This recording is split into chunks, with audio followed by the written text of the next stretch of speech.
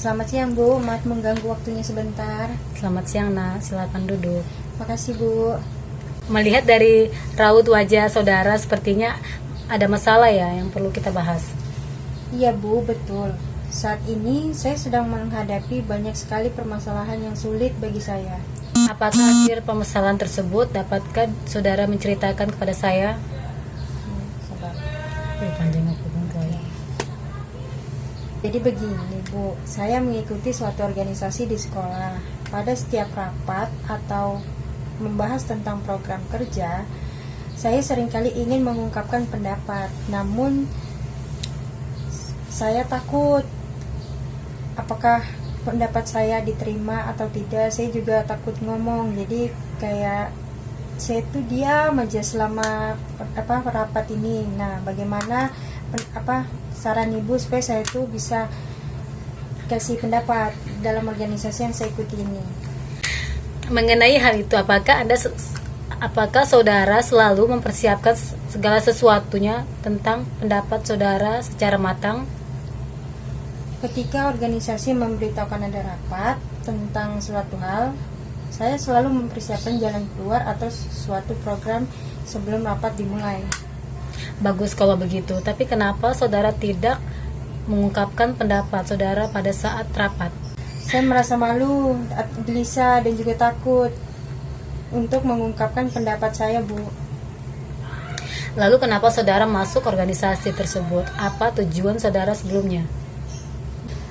Saya masuk organisasi tersebut karena saya ingin mencari banyak pengalaman dan teman, sehingga menjadikan suatu pelajaran dalam kedepannya untuk hidup saya. Apakah itu benar-benar merupakan tujuan saudara? Kalau begitu bagus, tapi kalau saudara terus diam di dalam organisasi itu dalam arti tidak berkembang, hanya mengikuti alur yang ada, saudara tidak akan mendapatkan apapun. Tentu saya tahu itu Bu, namun saya bingung harus mulai dari mana. Setiap saya ingin memberikan pendapat, pasti akan muncul rasa cemas atau takut untuk menyampaikan pendapat yang mau saya ungkapkan.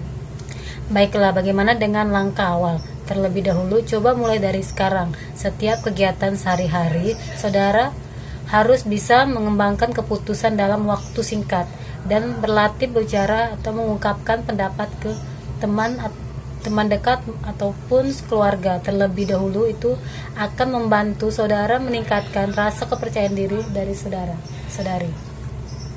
Tapi Bu, saya salah berbicara. Jika saya salah berbicara, bagaimana? Dan juga pengambilan keputusan dalam waktu singkat, keputusan saya salah atau berakibat yang tidak baik itu bagaimana? Setiap orang pasti melakukan kesalahan, bahkan melakukan kesalahan sampai berapa kali.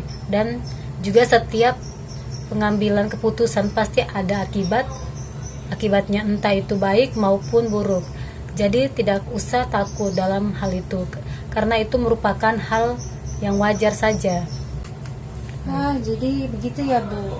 Saya akan mencoba untuk kedepannya yang disarankan Ibu tadi. Semoga saya bisa untuk menyampaikan pendapat saya ke depannya Bu. Ya, silakan coba. Saya ingin tahu bagaimana perkembangan saudara besok.